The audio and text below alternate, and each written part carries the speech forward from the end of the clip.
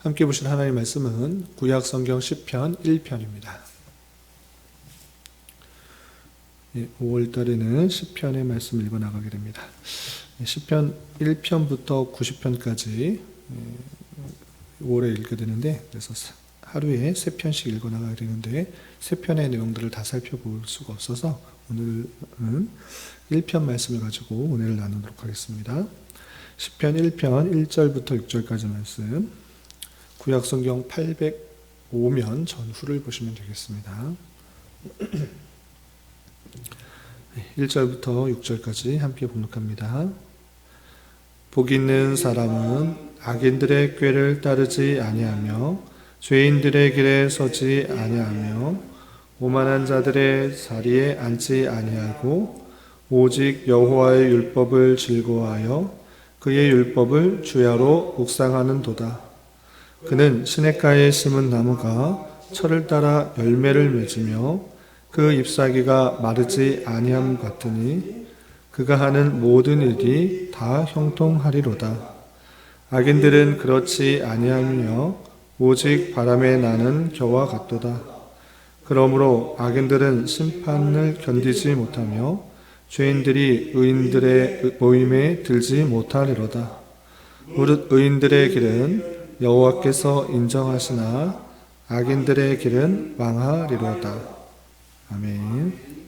네, 감사합니다. 오늘 함께 살펴볼 말씀은 시편 1편입니다. 올부터 시편의 말씀을 읽어 나가기 때문에 오늘 첫날이기 때문에 시편의 기호를 간단하게 살펴보고 넘어가도록 하겠습니다. 여러분 갖고 계시는 말씀의 책자 시편 10쪽에 보시면 시편 개관이 있는데 몇 가지를 살펴보도록 하겠습니다. 시편 1번을 보시면, 페이지 1번을 보시면 명칭이 되어 있는데, 시편이라는 명칭은 헬라어 프살모이에서 나왔으며 악기들과 함께 불려지는 노래를 뜻한다라고 되어 있습니다.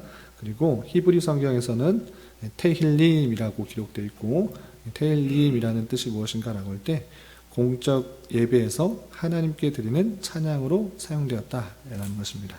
그래서 시편은 찬송시로 되어 있는 그런 내용들인데 곡조는 잘 알려져 있지는 않지만 그 가사는 오늘날까지 이어져서 전해 내려져 오고 있는 것입니다.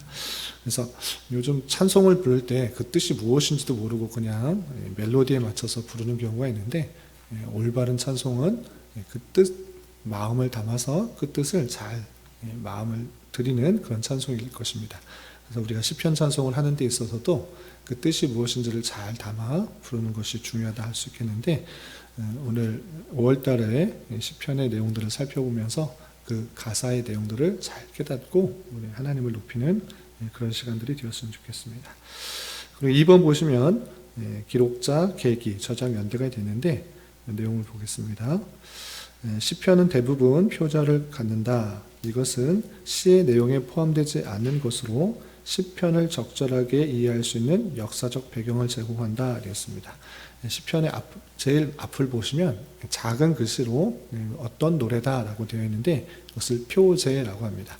이 표제의 내용을 함께 살펴보면 그 상황과 또 어떤 의미를 담고 있는지 잘 요약되어서 나오는 경우가 많이 있기 때문에 염두에 두고 읽으면 좋다라는 그런 의미고요. 또 시편 중에서 가장 많은 시편을 기록한 사람은 누구인가라고 할 때 다윗이라고 할 수 있습니다. 다윗이 대략적으로 73편 이상 이렇게 기록한 것으로 알려져 있습니다. 그 밖에도 고라 자손 11편, 아삽의 시편이 12편 등장하고 있는데, 이 아삽과 또 고라 자손은 예배를 섬기던 사람들이었다 이렇게 소개되고 있습니다. 그리고 기록된 시기는 가장 이른 시기에 기록된 것은 모세의 그런 노래가 있는 것입니다. 그래서 모세 때부터 다윗 솔로몬 시기를 거쳐 포로기 이후 시대까지 아주 긴 기간에 기록된 여러 가지 찬송시들이 기록되어 있다 이렇게 되어 있습니다. 그래서 다양한 방법에 의해서 수집되고 편집되었다 이렇게 기록되어 있습니다. 그리고 주제를 보시면 시편의 히브리어 제목인 찬송들에서 알 수 있듯이 시편의 전체적인 주제는 하나님에 대한 경배와 감사라 할 수 있습니다. 그리고 시편은 하나님의 백성들이 예배 때 사용했던 찬송집의 목적뿐 아니라 신앙인의 삶의 현장 속에서 하나님께 드린 시적인 고백과 기도, 간구, 감사의 찬양의 기록이다. 이렇게 되어 있습니다. 그리고 전체적인 주제를 보면 유일하신 하나님, 또 창조와 타락, 선택과 언약에 따른 백성의 삶, 하나님의 백성들의 종말을 뜻하는 여러 가지 주제가 나와 있는 것입니다.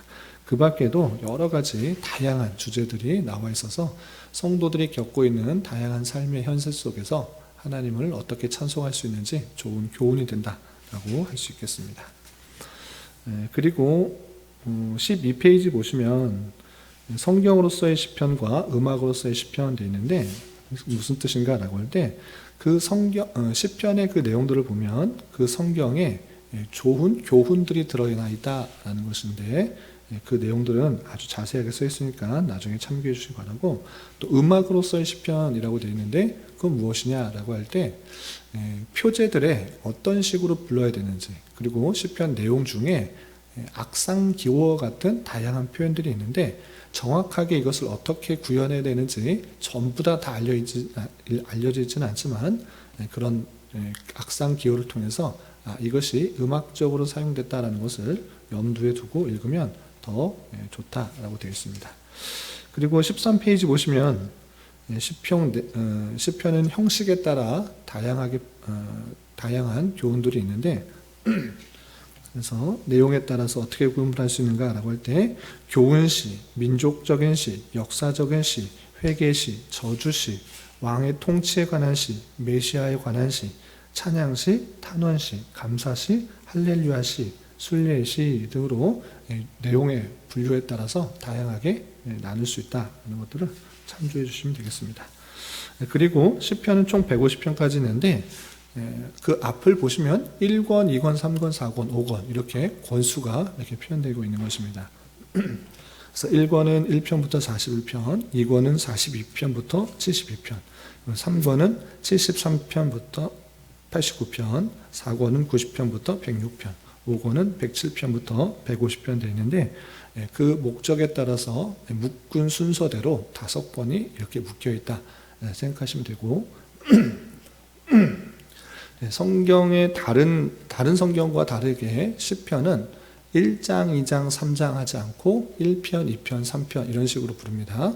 왜 그런가 라고 할 때 다른 성경은 한 권으로 책을 이해를 돕기 위해서 나눈 것입니다. 그래서 쭉 이어져 있는 가운데서 1장, 2장, 3장 이렇게 대략적인 내용에 따라서 나눴기 때문에, 사람이 인위적으로 나눴기 때문에 장이다라는 표현을 쓰는 것이고요. 시편은 하나 자체가 독립적인 그런 의미를 갖고 있습니다. 그래서 1장과 2장 이렇게 다음 것과 연결성이 있는 것이 아니라 독립된 것이기 때문에 나눈다는 의미에서 1편, 2편, 3편 이렇게 되어 있는 것입니다. 그래서 그런 차이가 있다라는 것을 염두에 두시고 읽어 나가시면 되겠습니다. 이런 정도로 좀 살펴보시고 오늘 본문의 내용들을 좀 살펴보도록 하겠습니다. 다시 시편 1편의 말씀을 함께 보도록 하겠습니다.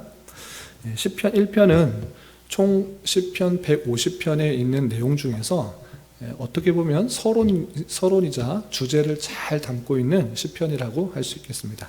그냥 아무 생각 없이 1편에다 놓은 것이 아니라 그 많은 그런 시편의 노래들 중에 가장 서론격이고 또 중심이 되는 내용이기 때문에 가장 먼저 둔 것입니다. 그 내용이 아주 중요하기 때문에 우리가 염두에 두고 또 주목하면서 살펴봐야 되는데, 그 내용은 시편 1편의 말씀은 사람들이 너무나 익숙하고 또 많이 암송하시는 분도 있지만 그 내용을 오해하는 경우가 있습니다.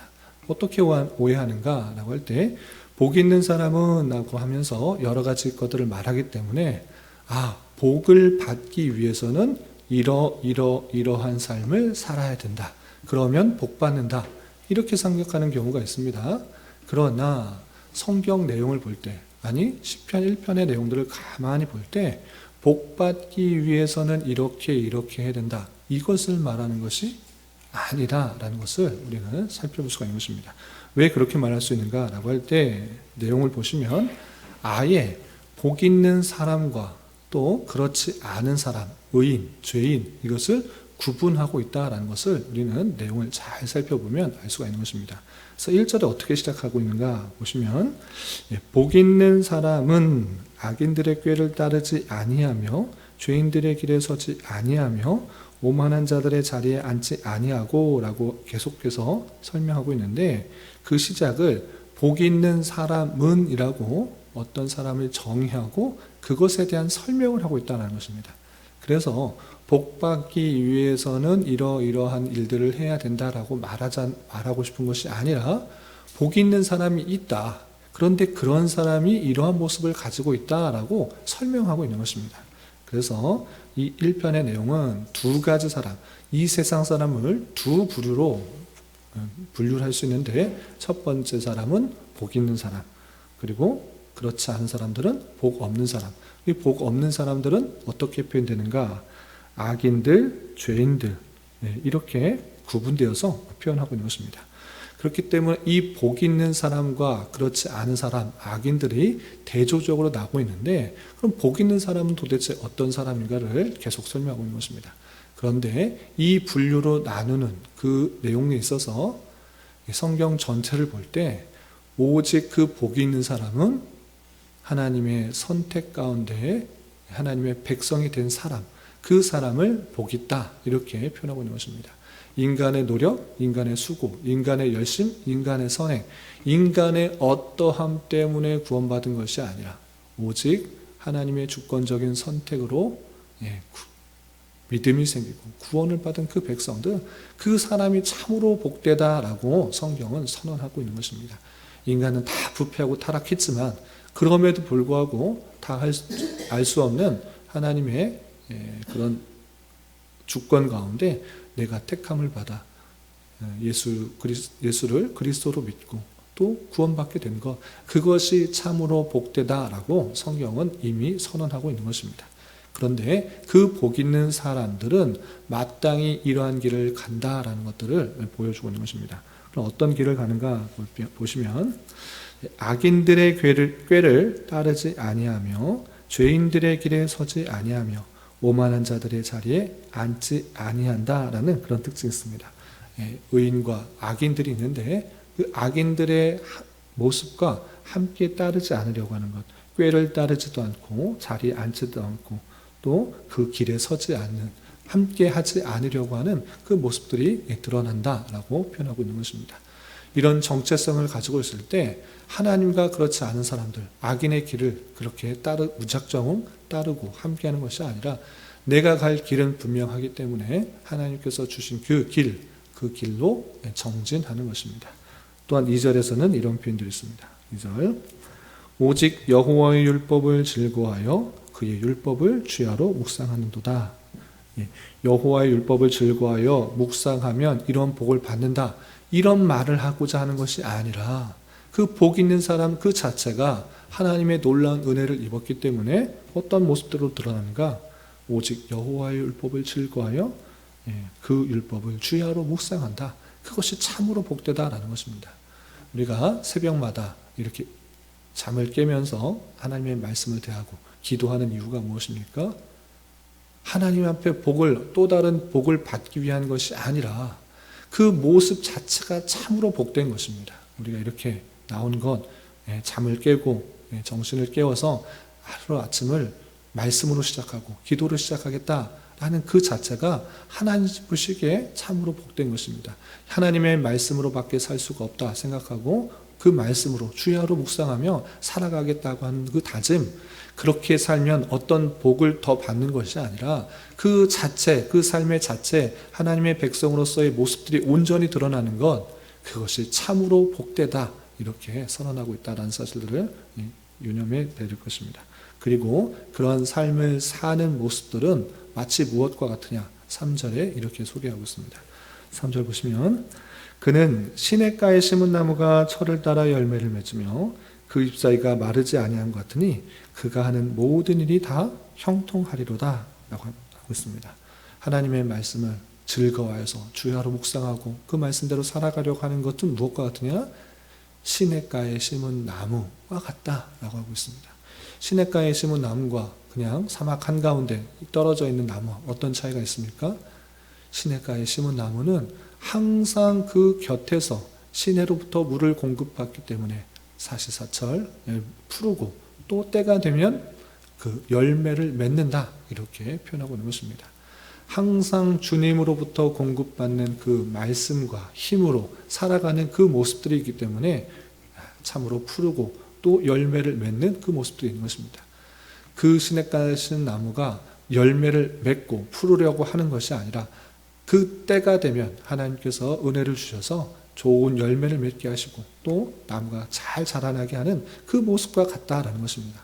그러므로 우리는 내가 열매를 맺으려고 하는 것이 아니라 내가 결과를 내려고 하는 것이 아니라 하나님의 말씀을 즐거워하여 그 말씀에 따라 살려고 하려고 하는 하루하루 순간순간의 삶의 모습들이 있을 때 자연적으로 때가 되면 연단받고 또 인내하여서 좋은 신앙의 열매, 성령의 열매가 맺혀지는 것이고 또 어떤 어려움과 힘듦이 있을지라도 하나님께서 주신 말씀 가운데 굳건하게 설 수 있다는 사실을 잊지 말아야 될 것입니다. 그러나 반면에 이렇게 복된 사람이 있는가 하면 악인들의 모습도 있는 것입니다. 완전히 상반된 모습이 있다라고 하나님께서 말씀은 또 교훈하고 있는 것입니다. 그래서 4절 이하는 악인들의 모습들, 또 복이 없는 사람들에 대해서 이렇게 설명하고 있습니다. 4절 보시면 악인들은 그렇지 아니함이며 복 있는 사람은 이렇지만 대조적인 사람, 복을 받지 못한 사람은 어떻게 되느냐? 오직 바람에 나는 겨와 같도다 라고 했습니다. 바람에 나는 조금만 바람이 불러도 날아가 버릴 수밖에 없는 그 겨와 같은 모습이다. 시냇가에 굳건하게 심어 또 푸르르고 또 좋은 열매를 맺는 사람과 달리 조금만 힘이 들어도 조금만 역경이 다가와도 어떤 어려움이 있을 때 이쪽 저쪽 불려나가는 어떻게 해야 될지 모르고 걱정과 근심에 쌓여있는 그 겨와 같은 모습이다 라고 말하고 있는 것입니다. 그렇게 되므로 어떻게 되는가? 5절 그러므로 악인들은 심판을 견디지 못하며 죄인들이 의인들의 모임에 들지 못하리로다.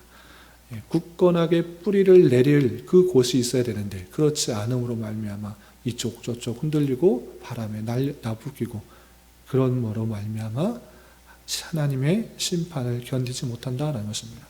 하나님께 의지하고 하나님께 붙어서 어떻게 살아가야 되는지를 굳건하게 하려는데 세상 사람들의 풍조와 또 사람들이 말하는 것에 이리저리 휩쓸리며 이곳에 기웃 저곳에 기웃 많은 사람들이 따르는 길로 가다가 하나님의 심판을 받을 수밖에 없는 그 모습들이 나타난다라고 표현하고 있는 것입니다.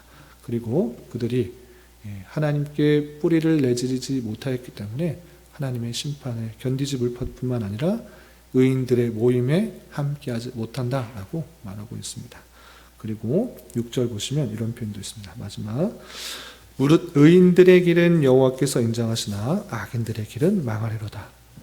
하나님께서 의인들의 길, 그 가는 길 하나님께서 주장하시고 또 인정하시고 또 역사하시지만 악인들의 길은 하나님께서 막으시고 또 그 결국은 망하게 된다 이렇게 표현하고 있습니다.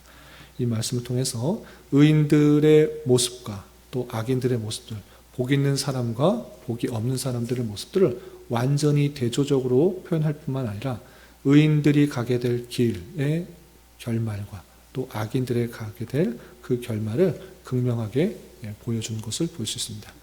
이런 말씀을 대한 자로서 우리는 우리의 힘으로 의인이 된 것이 아니라 오직 하나님의 은혜로 하나님의 그 놀라운 사랑으로 우리가 의인이 되었다는 사실을 잊지 말고 이미 하나님의 은혜로 복된 사람이 되었다는 사실을 잊지 말아야 될 것입니다.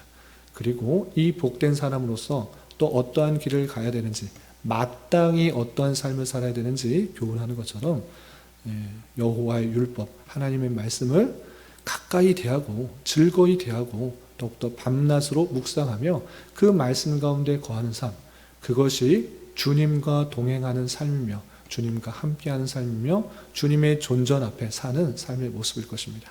이렇게 주님의 말씀을 늘 가까이 하고 묵상하고 또 그 말씀대로 살아가기를 더욱더 힘써야 될 것이며 그러한 삶을 살아갈 때 하나님께서 내 때가 아니라 하나님의 때에 좋은 열매를 맺게 하시는, 성령의 열매를 맺게 하시는 놀라운 것들을 경험하게 될 것입니다.